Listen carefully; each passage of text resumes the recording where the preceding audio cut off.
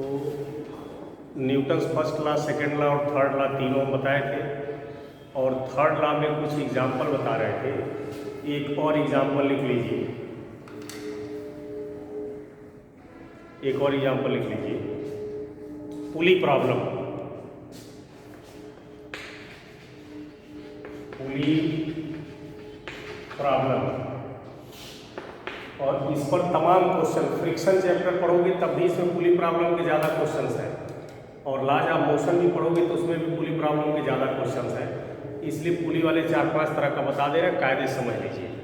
छोटी सी थीम है इसमें, और कोई भी न्यूमेरिकल आएगा पुली का लगा दोगे। 3-4 वैरायटी बता दे रहे हैं। जैसे मान लो एक पुली है ये, और इस पुली के एक तरफ एक ब्लॉक सस्पेंड है एक पतली डोरी से, और इस तरफ भी एक ब्लॉक सस्पेंड है पतली डोरी से। ठीक, इस ब्लॉक का मास है m1, इस ब्लॉक का मास है m2। इसको हम ब्लॉक, चलिए m1 m2 हो जाएगा। जितने भी क्वेश्चन इंटरमीडिएट में है उसमें पुली फ्रिक्शनलेस है। जितनी भी पुली प्रॉब्लम है उसमें पुली फ्रिक्शनलेस है, पुली में कोई फ्रिक्शन नहीं है। और ये जो धागा लटकाया गया है इसमें खुद का कोई मास नहीं है, यानी ये धागे वेटलेस है और पुली फ्रिक्शनलेस है। ये ध्यान देना, इन सब में कोई लफड़ा नहीं है। ठीक है ना। तो उसमें क्वेश्चन कहा जाए या ना कहा जाए, आप अपने आप समझ लीजिए कि जितनी पुली है उसमें कहीं फ्रिक्शन रुकावट नहीं है, और ये जो धागे हैं वो मासलेस है, वेटलेस है। अब यदि इस तरह के न्यूमेरिकल सॉल्व करना है तो सबसे पहला काम करना चाहिए कि कितने फोर्स किधर लग रहा है उसको फिगर में दिखाना है। फोर्सेज की ट्रेनिंग लीजिए। जैसे पहला ब्लॉक है, इसका वेट नीचे काम करेगा, क्योंकि इसका मास m1g है तो इसका वेट हो जाएगा, ये इस ब्लॉक का मास m1 है तो इसका वेट हो जाएगा m1g डाउनवर्ड। इसका मास m2 है तो इसका वेट नीचे कर दीजिए m2g। और स्ट्रिंग में टेंशन हमेशा पुली की तरफ होता है, एक्सटर्नल फोर्स के अपोजिट। जैसे इस ब्लॉक का वेट धागे को किधर खींच रहा है, नीचे, तो टेंशन किधर होगा, ऊपर की तरफ। इसमें भी टेंशन ऊपर की तरफ होगा। तो ये हमेशा याद रखना है इसको कि टेंशन हमेशा किधर रहना है, पुली की तरफ। ठीक, अब मान लीजिए इस ब्लॉक का मास ज़्यादा है, इसका कम है, यानी m1 ग्रेटर है m2 से। तो जब इसका मास ज़्यादा है, इसका वेट ज़्यादा है, तो ये नीचे आएगा, और जब ये नीचे आएगा तो ये ऊपर की तरफ जाएगा। तो मान लीजिए ये ए एक्सीलरेशन से नीचे आ रहा है, तो ये ए एक्सीलरेशन से ऊपर जाएगा। अब इस तरह के जितने क्वेश्चन आते हैं उसमें आप इक्वेशन, लॉज ऑफ मोशन लगा करके इक्वेशन बना लेंगे। वही लॉज ऑफ फोर्सेज याद कर लीजिए कि जितने ब्लॉक हैं उनका वेट नीचे, और टेंशन हमेशा वेट के अपोजिट यानी पुली की तरफ होगा।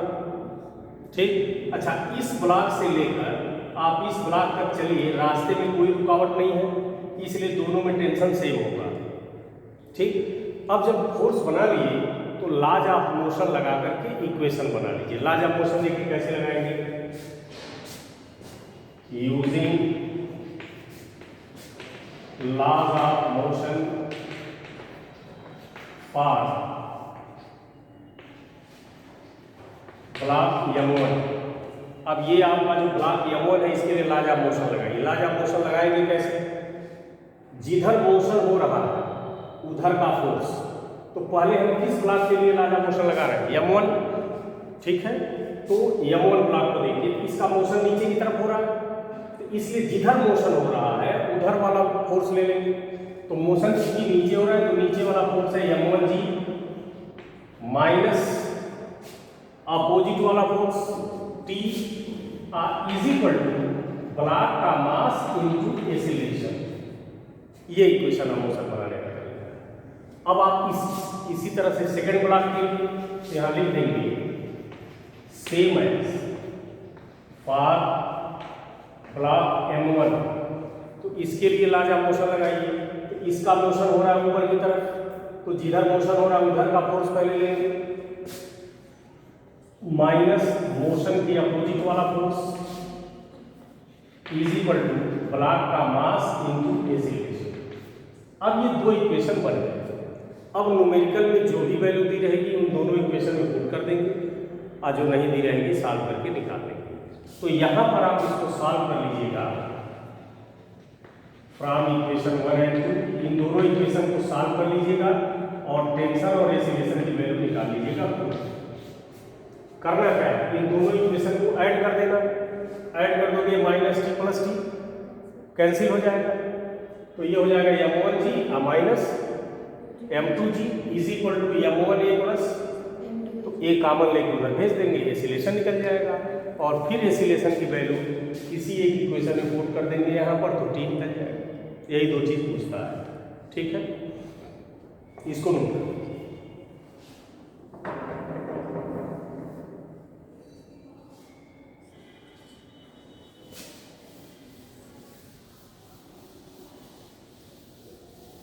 उसी तरह से मान लीजिए इस तरह का क्वेश्चन आता है,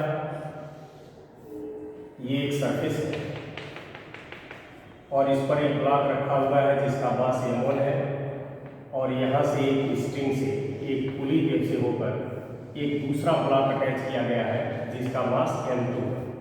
सपोज कर लीजिए कि ये वाला ब्लॉक नीचे जा रहा है एक्सीलरेशन से, तो जब ये नीचे जाएगा तो ये इधर आएगा।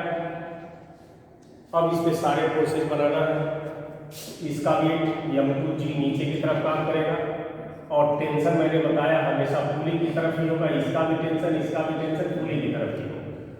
अब वही लाजा मोशन मास m2 के लिए लिखिए फॉर m2, तो जिधर मोशन हो रहा है उधर का फोर्स यानी m2g minus opposite force t is equal to block का मास इनटू एक्सीलरेशन। और m1 इसके लिए लिखना है, तो मोशन जिधर हो रहा है उधर का फोर्स t, अपोजिट में कोई फोर्स नहीं है छोड़ देंगे, इज इक्वल टू ब्लॉक का मास इनटू एक्सीलरेशन। ये दो इक्वेशन बन गया, इन दोनों को सॉल्व करके t और ये पूछता है टेंशन और acceleration.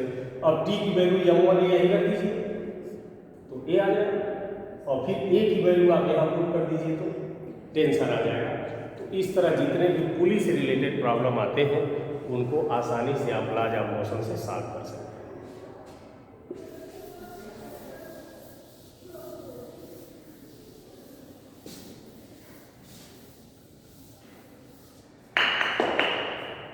Next heading impulse and impulsive force. Impulse and impulsive force. देखिए इम्पल्स और इम्पल्सिव फोर्स कहते किसे हैं? यदि किसी बॉडी पर वेरी शॉर्ट टाइम के लिए कोई फोर्स लगता है, वेरी शॉर्ट टाइम के लिए, तो ऐसे फोर्स को इम्पल्सिव फोर्स कहते हैं। और इम्पल्सिव फोर्स का बॉडी पर जो फिजिकल इफेक्ट होता है उसको इम्पल्स कहते हैं, यानी इम्पल्सिव फोर्स का जो असर होता है उसी को इम्पल्स कहते हैं। एग्जाम्पल के तौर पर जैसे किसी को एक चाटा मारिए कस के, तो आपका हाथ उसके गाल से कांटेक्ट टाइम कितना होता है? बहुत कम। जैसे आप किसी को चाटा मारे तो ऐसा नहीं ना चाटा मारे तो इसे सटाए रखेंगे, चाटा मार के हटा लिए, तो यानी आपके हाथ और गाल के बीच कांटेक्ट टाइम बहुत कम है, तो वेरी स्मॉल टाइम के लिए फोर्स लगा। यदि किसी बाल को आप फर्श पे ऐसे फेंकिए तो बाल और फर्श के बीच कांटेक्ट टाइम बहुत कम, तो बाल ने जो फर्श पर लगाया वो भी इम्पल्सिव फोर्स है। जब आप क्रिकेट देखते हो तो क्रिकेट से जब बॉल आती है और जब बैट से हिट किया जाता है तो बैट और बॉल एक दूसरे के टच में कितने देर रहते हैं? बहुत कम टाइम रहते हैं। इसलिए बॉल जो बैट पर फोर्स लगाया या बैट ने जो बॉल पर फोर्स लगाया वो भी कैसा है? इम्पल्सिव फोर्स है। जब आप बाइक से चलते हो तो कहीं अचानक गड्ढा गया तो जर्किंग होती है, तो जर्किंग भी बहुत शॉर्ट टाइम के लिए होती है। तो इस दुनिया में जितने भी ऐसे फोर्स हैं जो वेरी शॉर्ट टाइम के लिए लगते हैं, तो वेरी शॉर्ट टाइम में लगने वाले फोर्सेस को इम्पल्सिव फोर्स कहते हैं और इम्पल्सिव फोर्स के इफेक्ट को इम्पल्स कहते हैं। तो इस तरह से इम्पल्सिव फोर्स का एक डेफिनेशन लिख सकते हो कि ये very short time force is called impulsive force and the effect of impulsive force is called impulse. A very short time force is called impulsive force and the effect of impulsive force is called impulse. अब impulse का numerical definition आप दे सकते हो, तो numerical definition इसका यही होगा, the product of impulsive force, the product of impulsive force and time interval, the product of impulsive force and time interval is called impulse. It is denoted by capital I. यानी मैंने पहली बात बताई कि किसी बॉडी पर very short time के लिए लगने वाला फोर्स इंपल्सिव फोर्स होता है। जैसे मान लीजिए डस्टर है, इसको हम बोर्ड पे मारें तो डस्टर और बोर्ड के बीच कांटेक्ट टाइम बहुत कम है, तो जब कम टाइम तक कांटेक्ट हो तो उस बीच जो फोर्स लगता है वो इंपल्सिव ही होता है। तो इस समय जैसे मैंने इसको मारा डस्टर से, तो डस्टर ने बोर्ड पर जो फोर्स लगाया वो इंपल्सिव ही है क्योंकि बहुत कम टाइम के लिए लगा, ठीक। और इंपल्सिव फोर्स का बॉडी पर जो इफेक्ट होता है, असर होता है, उसी को इंपल्स कहते हैं। इंपल्स का जो न्यूमेरिकल डेफिनेशन देना चाहते हैं तो न्यूमेरिकल डेफिनेशन है कि the product of impulsive force and time interval, यानी फोर्स और टाइम इंटरवल के प्रोडक्ट इंपल्स कहते हैं। इंपल्स कहते हैं, मान लीजिए फोर्स F है, टाइम इंटरवल डेल्टा T है, मल्टीप्लाई कर दीजिए तो इंपल्स आ जाए। तो इंपल्स का ये फार्मूला है, फोर्स इनटू टाइम इंटरवल। अब इसमें इंपल्स की यूनिट लिख लीजिए, यूनिट ऑफ आई, इंपल्स की यूनिट हो जाएगी न्यूटन सेकेंड। इंपल्स का डायमेंशन तो न्यूटन का आप जानते हो mL/t-2 और सेकेंड का t हो जाएगा, तो ये टोटल हो गया mL/t-1। तो इंपल्स का यूनिट हो गया, इंपल्स का dimension.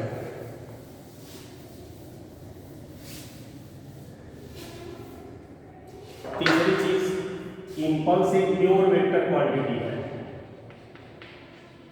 Impulse is pure vector quantity. Impulse एक वेक्टर क्वांटिटी है। तो हमने आपको बताया था कि जब भी फिजिक्स में आपको बताया जाए कि ये क्वांटिटी इस वेक्टर है, तो जब भी किसी क्वांटिटी को कहा जाए कि ये वेक्टर है, तो उससे रिलेटेड जो भी फार्मूला है उसका वेक्टर फॉर्म जरूर आपको लिखना जानना चाहिए। तो हमने बताया कि जैसे इंपल्स वेक्टर क्वांटिटी है, तो इंपल्स का जो भी फार्मूला होगा उसका वेक्टर फॉर्म लिखना सीखिए और उसका डायरेक्शन जानिए। तो केवल एक यहाँ इंपल्स की बात नहीं है, फिजिक्स में कभी भी किसी क्वांटिटी के बारे में यदि आपसे बोला जाए कि ये क्वांटिटी वेक्टर है, तो आपके दिमाग में दो सवाल आना चाहिए।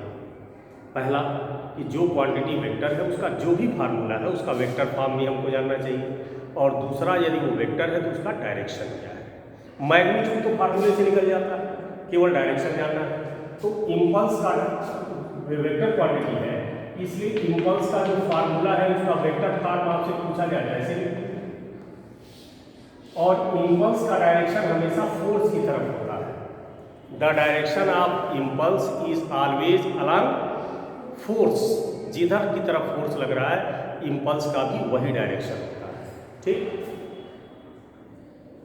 अब देखिए इसमें कुछ अच्छी बातें। तो यदि इंपल्स निकालने के लिए कोई न्यूमेरिकल आता है तो फोर्स इनटू टाइम इंटरवल, जैसे मान लीजिए कहा जाए कि एक बॉडी पर 50 न्यूटन का इंपल्सिव फोर्स लगा 0.2 सेकेंड के लिए। एक बॉडी पर 50 न्यूटन का इंपल्सिव फोर्स लगा 0.2 सेकेंड के लिए, तो बॉडी का इंपल्स बताइए। तो जितना फोर्स लगा उसकी वैल्यू रख दीजिए और टाइम इंटरवल की वैल्यू रख दीजिए, तो इंपल्सिव फोर्स और इंपल्स निकल जाएगा। मान लीजिए फोर्स 50 न्यूटन लगा और टाइम 0.2 सेकेंड है, तो दोनों को मल्टीप्लाई कर देंगे तो इंपल्स निकल जाएगा। तो इंपल्स से रिलेटेड कुछ छोटी बात है। तो इंपल्स का एक क्वेश्चन आता है तो इसी फार्मूले से लग जाएगा कि फोर्स दिया रहेगा, टाइम इंटरवल दिया रहेगा, इंपल्स पूछ देगा। ये बोर्ड में जरूर आएगा, अरे होम एग्जाम में जब भी इस चैप्टर से क्वेश्चन पूछा जाता है तो इंपल्स से रिलेटेड जरूर एक प्रॉब्लम दी जाती है। तो फोर्स दिया रहेगा, टाइम इंटरवल दिया रहेगा, इंपल्स निकल जाएगा। एक तरीके एक तो ही हो गया।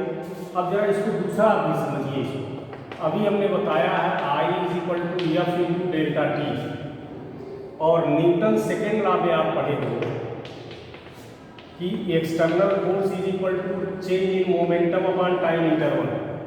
ये न्यूटन सेकेंड लॉ है। अब एफ की वैल्यू ऊपर पुट कर दीजिए, ये एफ की जो वैल्यू आई है इसको इसमें पुट करिए, तो impulse is equal to delta P upon delta T into delta T, ये कट जाएगा, तो इम्पल्स कितना आ गया, I is equal to delta P, यानी मोमेंटम में चेंज को ही इम्पल्स कहते हैं, या आप इसको ऐसे भी लिख सकते हो I is equal to final momentum minus initial momentum. तो ये फार्मूला इसलिए भी महत्वपूर्ण है कि कई बार क्वेश्चन आता है कि फाइंड द इम्पल्स, लेकिन ना फोर्स दिया रहेगा ना टाइम इंटरवल दिया रहेगा। तो आप ये जानते रहिए कि चेंज इन मोमेंटम को भी इम्पल्स कहते हैं। तो यदि कहीं मोमेंटम निकालने को आए तो आप इम्पल्स निकालने को आए तो आप चेंज इन मोमेंटम निकाल दीजिए, वो भी क्या होगा, इम्पल्स ही होगा। तो इम्पल्स और चेंज इन मोमेंटम सेम होता है। तो कई न्यूमेरिकल ऐसे आते हैं जिसमें चेंज इन मोमेंटम निकालना आसान है, आप पूछ देता है इम्पल्स बताइए, तो जो बच्चे पढ़े होशियार हैं वो जानते हैं impulse and change in momentum दोनों सेम होता है, तो चेंज इन मोमेंटम निकाल दीजिए, वही क्या हो जाएगा, इम्पल्स हो जाएगा। अच्छा, एक चीज़ अभी मैंने बताया कि किसी बॉडी पर जो शार्ट टाइम फोर्स लगता है वो इम्पल्सिव फोर्स है, और इम्पल्सिव फोर्स का जो इफेक्ट होता है वो इम्पल्स। तो एक्चुअली होता क्या है कि जब किसी बॉडी पर वेरी शार्ट टाइम फोर्स लगाते हैं तो उसका मोमेंटम ही चेंज होता है। इसीलिए इम्पल्सिव फोर्स का असर पूछा जाए क्या हुआ, जैसे मान लीजिए हमने किसी बॉडी पर वेरी शार्ट टाइम के लिए फोर्स लगाया, तो जब किसी बॉडी पर वेरी शार्ट टाइम के लिए फोर्स लगाओगे तो कोई पूछे उसका असर क्या हुआ, तो बता दीजिए शार्ट टाइम फोर्स लगाने से उसका मोमेंटम चेंज हुआ। तो चूंकि इम्पल्सिव फोर्स का असर हुआ कि मोमेंटम चेंज हो गया, इसीलिए इम्पल्सिव फोर्स के असर को ही इम्पल्स कहते हैं या चेंज इन मोमेंटम को इम्पल्स कहते हैं। ठीक, तो इस फार्मूले से भी इम्पल्स निकल जाता है। अगली चीज़ जो सबसे महत्वपूर्ण है, इस पर कुछ थियोरेटिकल क्वेश्चन भी आते हैं और न्यूमेरिकल भी आते हैं, ये सबसे इम्पॉर्टेंट है, impulse momentum theorem. Impulse momentum theorem, impulse momentum theorem, इसको ध्यान से समझिए। इम्पल्स मोमेंटम थ्योरम क्या है?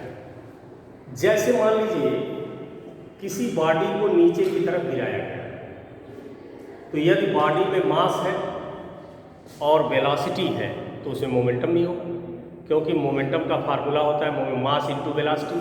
तो कोई भी बॉडी यदि मास है और वेलोसिटी है तो गारंटी है उसमें मोमेंटम होगा ही होगा। ठीक, अब मान लीजिए किसी बॉडी को आप ऊपर से गिरा रहे हैं, बॉडी का मास m है और बॉडी की वेलोसिटी है v, तो बॉडी का मोमेंटम कितना हो गया, mv। अब ये बॉडी नीचे की तरफ गिर रही है और यहाँ पर फर्श से टकरा गई, तो जब बॉडी फर्श से टकरा गई तो इसकी वेलोसिटी 0 हो गई, यानी मोमेंटम 0 हो गया फाइनल। और इनिशियल मोमेंटम मान लीजिए मास इनटू वेलोसिटी v है। सपोज कर लीजिए इस बॉडी का मास m है, वेलोसिटी v है, तो इनिशियल मोमेंटम हो जाएगा mv मोमेंटम से बॉडी नीचे गिर रही है। जब बॉडी फर्श पे टकराई तो इसकी वेलोसिटी 0 हो गई, वेलोसिटी 0 हो गई यानी मोमेंटम 0 हो गया। तो इनिशियल मोमेंटम कितना था mv, फाइनल मोमेंटम 0, तो मोमेंटम में चेंज कितना हुआ mv। अब सपोज कर लीजिए कि ये फर्श सीमेंटेड फर्श था, सीमेंटेड फ्लोर, ये सीमेंटेड फर्श था और बॉडी गिरी, मोमेंटम 0 हुआ, तो मोमेंटम में चेंज हो गया mv। अब इसी बॉडी को उतने ही हाइट से, उतनी ही वेलोसिटी से हम गिरा रहे हैं और सैंड पर गिरा रहे हैं, तो जानते हो सैंड पर जब गिराएंगे तो बाल थोड़ा नीचे धंसेगी, सैंड मान लीजिए यहाँ तक है, तो बाल नीचे धंसेगी और धंस के इसकी वेलोसिटी 0 हो जाएगी, यानी इसका भी फाइनल मोमेंटम 0 हुआ और इसका इनिशियल मोमेंटम मान लीजिए mv था, तो मोमेंटम में चेंज हो गया mv। जैसे मान लो कि छत से कोई बॉडी गिरी, तो ये फर्श आपका सीमेंटेड है, एक बाल ऊपर से गिराइए तो फर्श से टकराएगी और टकराएगी तो बॉडी की स्पीड 0 हो जाएगी। जीरो होने के बाद में फिर ऊपर उठेगी, तो ऊपर उठने छोड़ दीजिए, जीरो होगी यानी मोमेंटम जीरो हो गया। तो मोमेंटम में चेंज कितना होगा एम वी। अब एक बार उसी बाल को उतनी ही हाइट से किसी पुआल पर गिरा दीजिए, घास फूस पर। तो बाल जब घास फूस पर गिरेगी तो थोड़ा सा घास फूस को दबाएगी और दब के नीचे जाके रुकेगी। सीमेंटेड फर्श पर तो टकराते ही रुक गई, लेकिन यदि किसी घास फूस पे गिराओगे तो पहले बाल इसके अंदर धंसेगी और फिर रुकेगी, यानी फाइनल मोमेंटम इसका भी जीरो ही होगा। यानी दोनों के मोमेंटम में चेंज क्या है, सेम है। और जब दोनों के मोमेंटम में चेंज सेम है यानी चेंज इन मोमेंटम कांस्टेंट है। भाई जितना चेंज इन मोमेंटम इसका है उतना ही चेंज इन मोमेंटम इसका भी है, यानी मोमेंटम में चेंज कांस्टेंट है। तो अब इसका मतलब क्या हुआ ध्यान रखिए कि यदि मोमेंटम में चेंज कांस्टेंट है, यदि मोमेंटम में चेंज कांस्टेंट है, देन अभी बताया हूं impulse is equal to change in momentum. तो जब मोमेंटम में चेंज कांस्टेंट है तो इम्पल्स भी कांस्टेंट होगा। I is equal to delta P बताया हूं, यानी इम्पल्स और चेंज इन मोमेंटम एक ही है। तो जब चेंज इन मोमेंटम कांस्टेंट होगा तो इम्पल्स भी कांस्टेंट होगा। तो चेंज इन मोमेंटम यदि कांस्टेंट है तो इम्पल्स भी कांस्टेंट होगा। और इम्पल्स का फार्मूला होता है F into delta T is equal to constant, या इसका फार्मूला बनाएंगे F1 delta T1 is equal to F2 delta T। This is impulse momentum theorem. अब यहां क्या समझिए, खूब ध्यान से समझिए, थियोरेटिकल और नॉलेज। यदि आपको एग्जाम में दिया जाए कि write the impulse momentum theorem, तो आप इतना ही लिख दीजिए, according to this theorem if the change in momentum of a body is constant then impulse of body also will be constant. यदि किसी बॉडी का मोमेंटम में चेंज कांस्टेंट है तो उसका इम्पल्स भी कांस्टेंट होगा। This is the statement of impulse momentum theorem. जैसे आपको एग्जाम में दे दिया कि write the impulse momentum theorem, तो आप इतना ही लिख देंगे कि according to this theorem if the change in momentum of a body is constant then impulse of body will be constant. ये इम्पल्स मोमेंटम थ्योरम का स्टेटमेंट हो गया। उसके बाद स्टेटमेंट के बाद यहाँ तक आप लिख लेंगे। अब इन दोनों को समझिए, पहले इसका मतलब समझिए और इस पर कुछ क्वेश्चन जो थियोरेटिकल पूछे जाते हैं उनको समझिए। जैसे एफ इंटू डेल्टा टी की वैल्यू कांस्टेंट आई, तो जब भी दो क्वांटिटी का प्रोडक्ट कांस्टेंट हो तो इसका मतलब एक को कम करेंगे तो दूसरा बढ़ेगा। जैसे मान लीजिए मैंने कहा कि x into Y is equal to constant, तो ये y को इधर कर दोगे तो x is equal to constant upon Y, यानी x and y are inversely proportional to each other. और जब दो इनवर्सली प्रोपोर्शनल होंगे तो एक घटेगा तो दूसरा बढ़ेगा। तो ये हमेशा याद रखना कि जब भी दो क्वांटिटी का प्रोडक्ट कांस्टेंट हो तो एक घटेगा तो दूसरा बढ़ेगा। तो यहाँ भी देखा है कि दो क्वांटिटी एफ और डेल्टा टी का प्रोडक्ट कांस्टेंट है, तो इसका मतलब कि यदि टाइम इंटरवल ज़्यादा होगा तो फोर्स कम लगेगा, टाइम इंटरवल कम होगा तो फोर्स ज़्यादा लगेगा। तो इम्पल्स मोमेंटम थ्योरम का ये जो आया है equation F delta T is equal to constant, इसका मतलब है क्योंकि यहाँ दो क्वांटिटी का प्रोडक्ट कांस्टेंट है, इसका सीधा मतलब हो गया कि एक बढ़ेगा तो दूसरा कम होगा। यदि टाइम इंटरवल अधिक है तो फोर्स कम हो जाएगा, टाइम इंटरवल कम है तो फोर्स ज़्यादा हो जाएगा। ये इसका मतलब है। अब इस पर कुछ एग्जाम्पल समझिए। जैसे पहला सवाल पूछा जाता है कि कारण क्या है कि क्रिकेट का प्लेयर, इसी पर बता रहे हैं ये साल की हो तो एफ इंटू टी कांस्टेंट आया, और जब भी दो क्वांटिटी प्रोडक्ट कांस्टेंट हो तो एक बढ़ेगा दूसरा घटेगा। अब इस पर थियोरेटिकल क्वेश्चन आपसे क्या पूछ जाते हैं, देखिए। पहला पूछा जाता है कि क्रिकेट प्लेयर जब बॉल को कैच करता है तो अपने हाथ को पीछे खींच लेता है। अब मान लीजिए ऊपर से बॉल आ रही है और ऐसे हाथ करके खड़े रहो, जैसे कोई बैट्समैन ने बॉल मारा, ऐसे हाथ कर खड़े रहो तो हथवे फट जाएगा तुम्हारा। कोई बैट्समैन बॉल को तेज मारा, तुम ऐसे करके खड़े हो, बॉल इसी में आई, हाथ फट जाएगा। इसीलिए क्रिकेट प्लेयर जब बॉल कैच करता है तो बॉल लीजिए ऐसे किया है, बॉल इसमें आ गई, अब हाथ को पीछे खींचता है। रीज़न क्या है कि यदि बाल हाथ ऐसे किए रहता तो बाल जो टकराती तुरंत रुक जाती, मोमेंटम जल्दी ही जीरो हो जाता, चेंज हो जाता। ऐसे किए हो तो बाल टकराई तुरंत रुकी, यानी मोमेंटम में चेंज तुरंत हो जाता, यानी मोमेंटम के चेंज होने में टाइम कम लगता। और जब मोमेंटम के चेंज होने में टाइम कम लगता तो फोर्स ज़्यादा लगता और बाल आपके हाथ पे बहुत फोर्स लगा देती, हाथ फट जाता। और मान लीजिए यहाँ ऐसे हाथ किए हैं, बाल आई, अब बाल हाथ को पीछे खींचा, अब यहाँ पर जाके मोमेंटम जीरो किया, बाल तो हमारे कांटेक्ट में ही आ गए, अब इसको ऐसे खींचे और यहाँ तक, अब जाके मोमेंटम जीरो हुआ। तो मोमेंटम के चेंज होने में थोड़ा टाइम ज़्यादा लगा, और जब टाइम ज़्यादा लगेगा तो फोर्स कम लगेगा, इसलिए चोट कम लगती। तो एक क्वेश्चन ये पूछा जाता है कि कारण क्या है कि क्रिकेटर बाल को कैच करते समय अपने हाथों को पीछे क्यों खींच लेता है। एक क्वेश्चन दिए। दूसरा क्वेश्चन, यदि कोई आदमी छत से सीमेंटेड फर्श पर गिर जाए तो चोट ज़्यादा लगती है। आप मान लो पुआल पर गिर जाओ, धान वाला जो पुआल होता है, तो उस पर चोट कम, या स्पंज पे इतने मोटे गिरो, इतना मोटे स्पंज पर गिरिए तो चोट कम लगेगी। अब फर्श पर गिरिए सीमेंटेड, चोट ज़्यादा लगेगी। तो पूछा जाता है क्यों।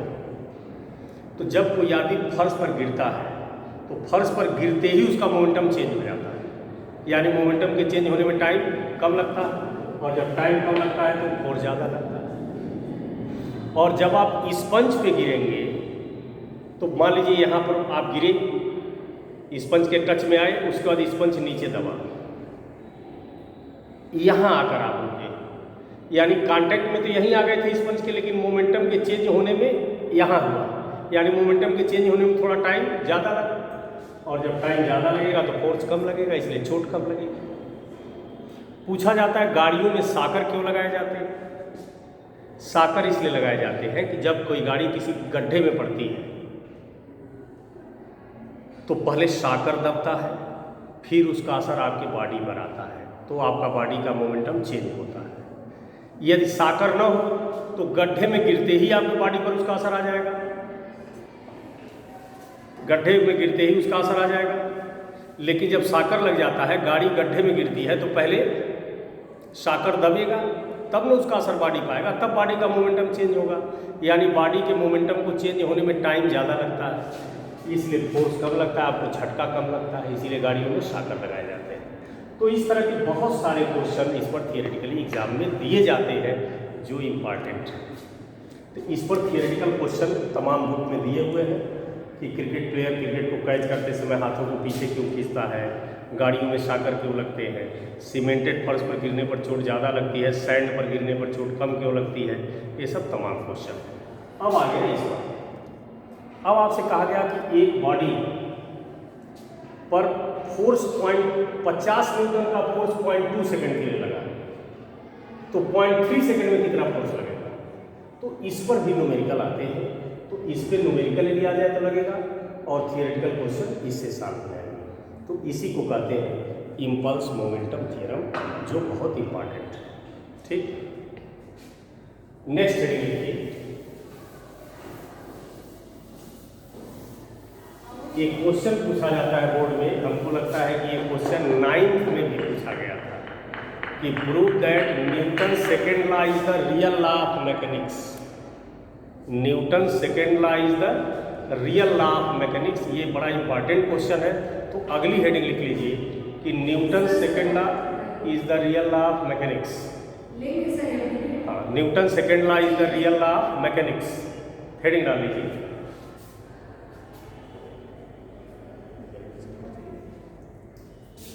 Newton second law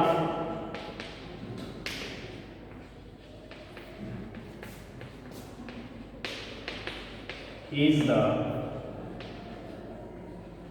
real law of mechanics.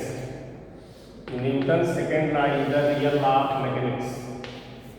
Newton का सेकेंड लॉ मैकेनिक्स का रियल लॉ है, ये आपको प्रूफ करने के लिए आता है, जो बड़ा महत्वपूर्ण है।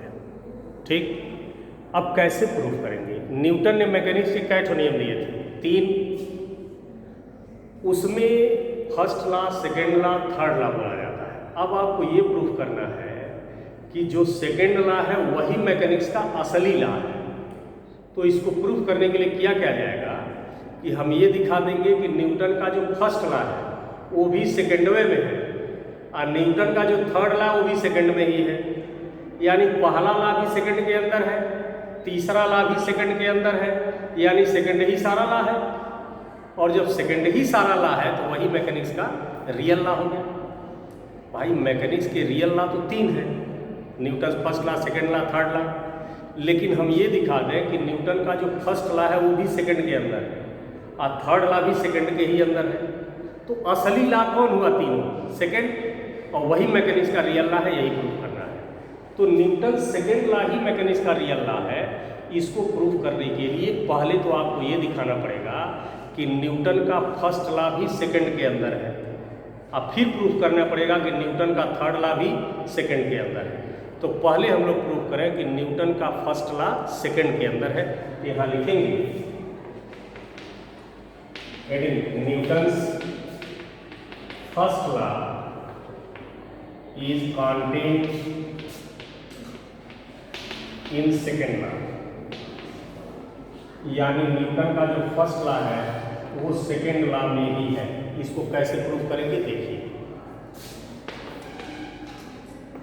फ्रॉम सेकेंड लॉ वी है न्यूटन सेकेंड लॉ आप जानते हो, external force is equal to delta P upon delta T.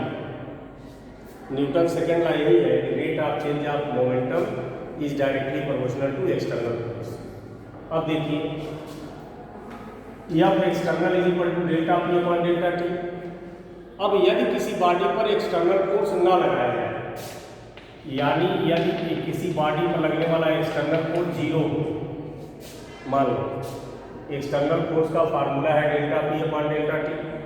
यदि किसी बॉडी पर लगने वाला एक्सटर्नल फोर्स 0 हो तो या फिर एक्सटर्नल का फार्मूला क्या है? Delta P upon delta T.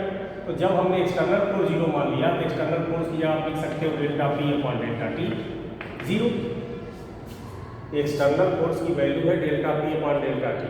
तो जब हमने एक्सटर्नल फोर्स 0 मान लिया तो इसका मतलब ये भी 0 हो गया। अब डेल्टा टी को इधर कर दीजिए तो delta P is equal to 0, यानी मोमेंटम में चेंज 0 है। तो किसी चीज में चेंज 0 है इसका मतलब वो चीज चेंज नहीं हो रही। जैसे मैंने कहा वेलोसिटी में चेंज 0 है, इसका मतलब वेलोसिटी चेंज नहीं हो रही है। फोर्स में चेंज 0 है, इसका मतलब फोर्स चेंज नहीं हो रहा। एसिलेशन में चेंज 0 है, इसका मतलब एसिलेशन चेंज नहीं हो रहा। तो यहाँ पर delta P is equal to 0, यानी डेल्टा पी को लिख सकते हो mass into change in velocity 0।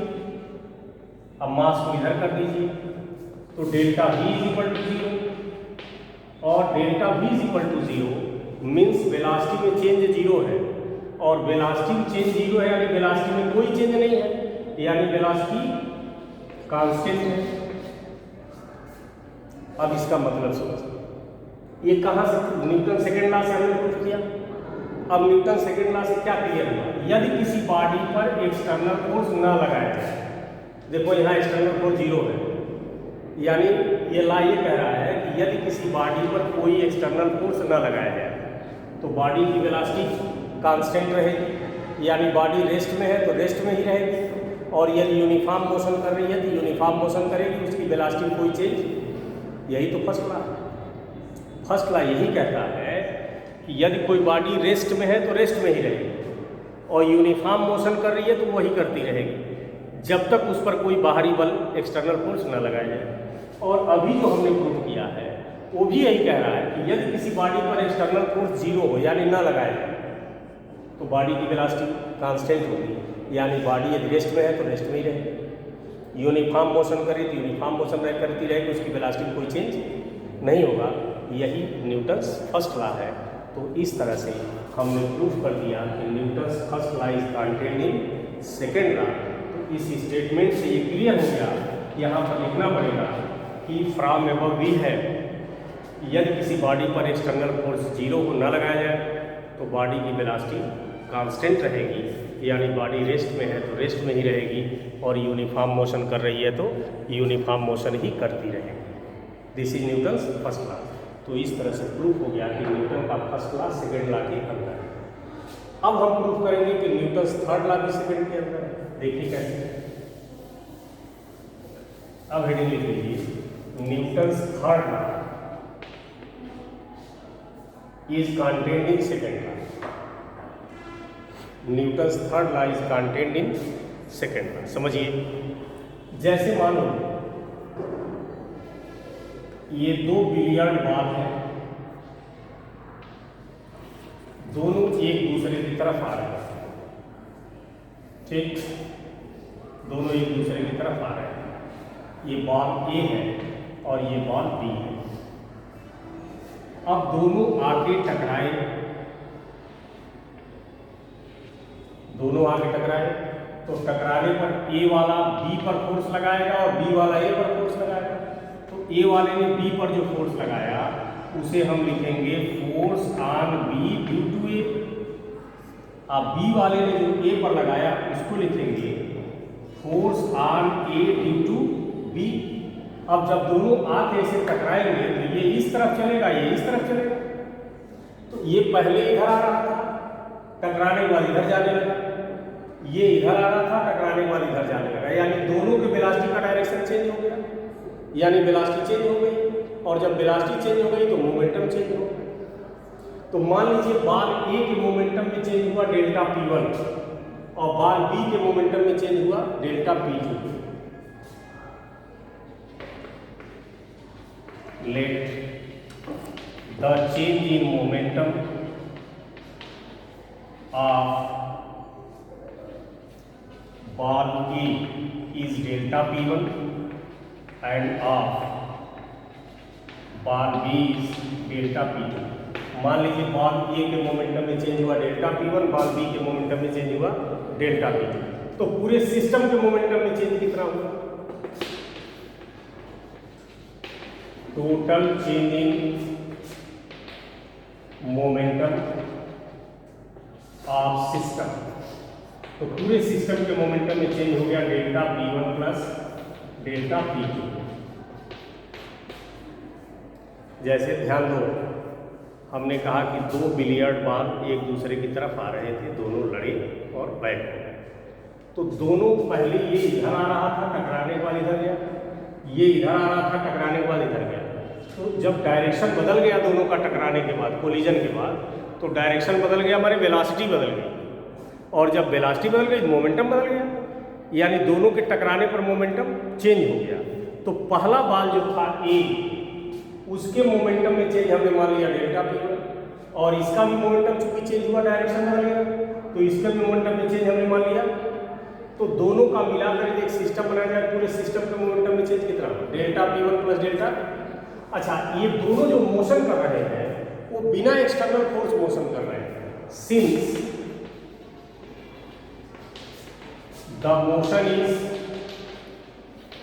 Without any external force, तो जब मोशन बिना एक्सटर्नल फोर्स हो रहा है तो मोमेंटम में कोई चेंज नहीं होगा, यानी total change in momentum, total change in momentum is zero, यानी delta P1 plus delta P2 zero होगा। एक बात याद रखिएगा, इसको आगे हेडिंग में पढ़ाया जाएगा, ये 9th में भी पढ़ेगा कि यदि कोई सिस्टम बिना बाहरी फोर्स के मोशन कर रहा हो तो उसका मोमेंटम नहीं चेंज होगा, उसका मोमेंटम कांस्टेंट रहेगा। तो कोई भी सिस्टम यदि बिना एक्सटर्नल फोर्स मोशन कर रहा है तो उसका मोमेंटम में चेंज नहीं होगा, उसका मोमेंटम में चेंज जीरो होगा, यानी उनका मोमेंटम चेंज ही नहीं होगा। तो चूंकि ये दोनों बॉल बिना एक्सटर्नल फोर्स मोशन कर रहे हैं, इसलिए इनके मोमेंटम में चेंज नहीं होगा। तो टोटल मोमेंटम में चेंज कितना होगा? जीरो। जब भी याद रखना कि कोई भी सिस्टम यदि बिना एक्सटर्नल फोर्स मोशन कर रहा है तो उसका मोमेंटम नहीं बदलेगा, मोमेंटम में चेंज जीरो हो जाएगा। और चूंकि यहाँ लिखेंगे कि let two billiard ball A and B are approaching each other without any external force, after collision they retrace is original path, ठीक, इतना ही लिखे फिगर बना लेंगे। अब जब टोटल चेंज इन मोमेंटम 0 हो गया तो इसकी वैल्यू देखिए। अब चूंकि यहाँ हो गया delta P1 plus delta P2 0 है, इसको इधर कर दीजिए, तो delta P1 is equal to minus delta P2। यदि हम दोनों तरफ डेल्टा T से डिवाइड कर दें तो कोई फर्क तो पड़ेगा नहीं, तो इसको ऐसे लिख सकते हो delta P1 upon delta T is equal to minus delta P2 upon delta T। और change in momentum upon time interval को फोर्स कहते हैं, और ये भी change in momentum upon time interval, ये भी फोर्स है। ये चूंकि rate of change of momentum पहले बार का है, इसलिए हम फोर्स भी बार ए पर लगने वाला निकालेंगे बी के कारण, और ये चूंकि मोमेंटम में चेंज सेकेंड बार का है, इसलिए हम फोर्स भी सेकेंड बार का बार बी का लेंगे। और इस तरह से F A B equal to minus F B A, यानी दोनों बार को लगने वाले फोर्स इक्वल और अपोजिट है, तो यानी एक्शन और रिएक्शन दोनों इक्वल है। This is Newton's third law, this is Newton's third law. तो इस तरह यहाँ लिख देंगे कंक्लूजन कि फ्रॉम एबव वी हैव कि Newton's first law and Newton's third law both are contained in second law, hence we can say that Newton second law is the real law of mechanics. चूंकि Newton का first law भी third में second में है और third भी second law से third law ला दिए कि नहीं, तो न्यूटन के फर्स्ट और थर्ड लॉ दोनों ही किस में है, सेकेंड में है, इसलिए हम कह सकते हैं कि Newton second law is the real law of mechanics.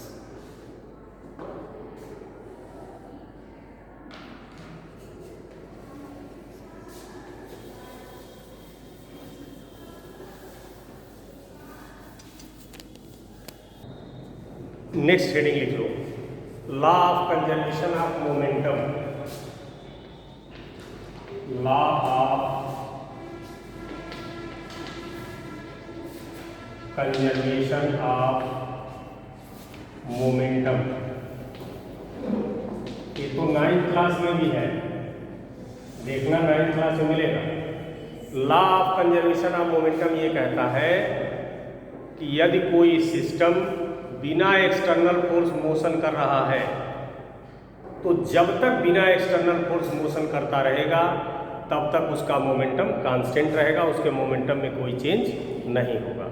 तो इसका स्टेटमेंट लिख सकते हो कि the momentum of A system moving without any external force is always constant.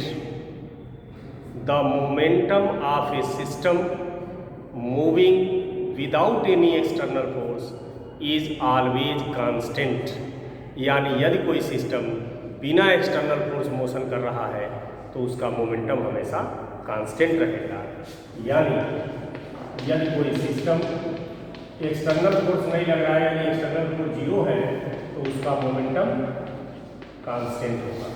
और मोमेंटम कांस्टेंट, तो मोमेंटम की जगह M A equal to constant लिख सकते हो। अब इसका फार्मूला हो जाएगा m1 v1 is equal to m2 v2। तो इस तरह law of conservation of momentum पर जितने क्वेश्चन है इसी से लग जाते हैं। ठीक, यदि हाँ एक चीज ध्यान देना कि यदि किसी सिस्टम पर बाहरी फोर्स एक्सटर्नल फोर्स न लगे तब उसका मोमेंटम कांस्टेंट होगा, उसके मोमेंटम में कोई चेंज नहीं होगा। ठीक है, तो क्वेश्चन वही लगाना जिसमें ये कहा गया हो कि सिस्टम बिना किसी एक्सटर्नल फोर्स मोशन कर रहा है तभी उसका मोमेंटम कांस्टेंट रहेगा, तभी law of conservation of momentum लगेगा। ठीक, अब इसको यदि एक्सप्लेन करना है या प्रूफ करना है, कैसे करेंगे? From Newton second law we है, न्यूटन सेकेंड लॉ से आप जानते हो कि external force is equal to delta P upon delta T.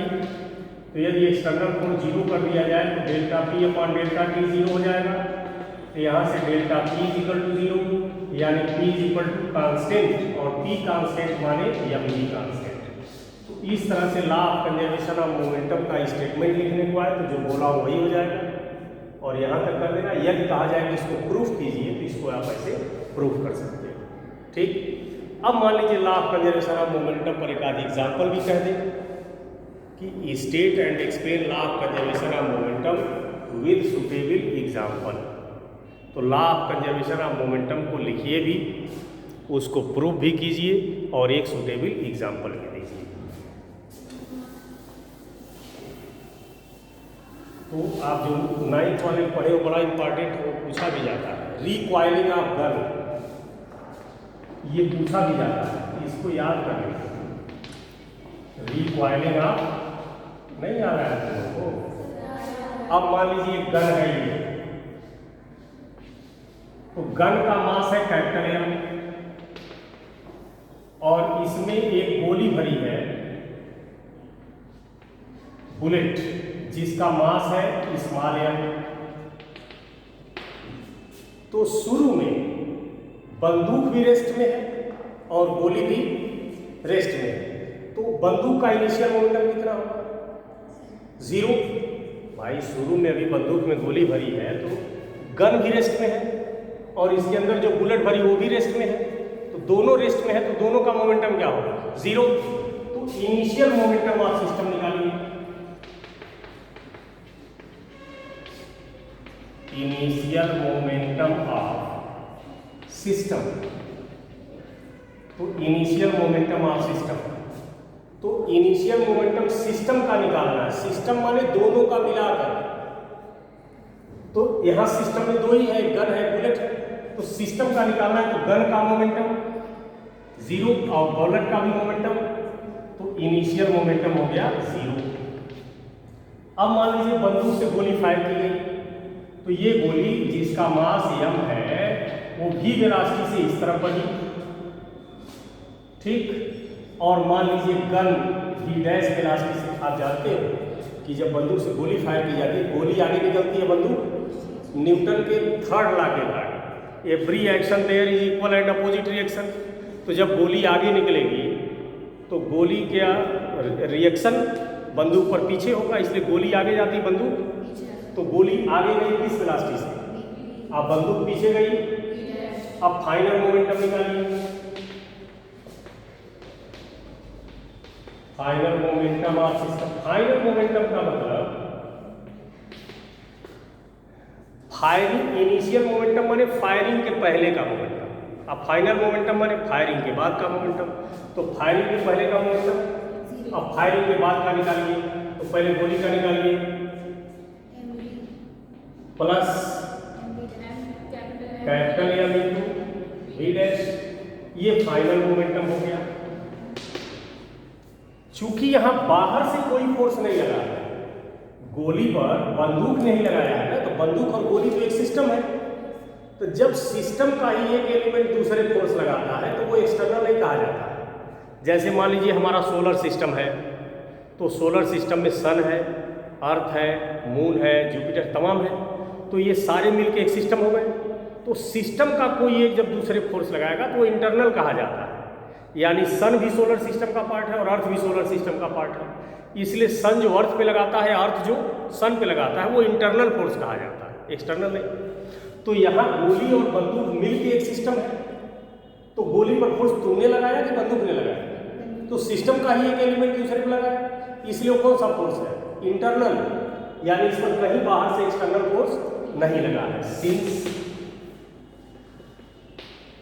No any external force is acts on system, जब कोई एक्सटर्नल फोर्स नहीं लगा है तो मोमेंटम में कोई चेंज, मैंने बताया था कि यदि किसी सिस्टम पर बाहर से फोर्स न लगे तो उसका मोमेंटम चेंज नहीं होगा, यानी जितना शुरू में रहेगा।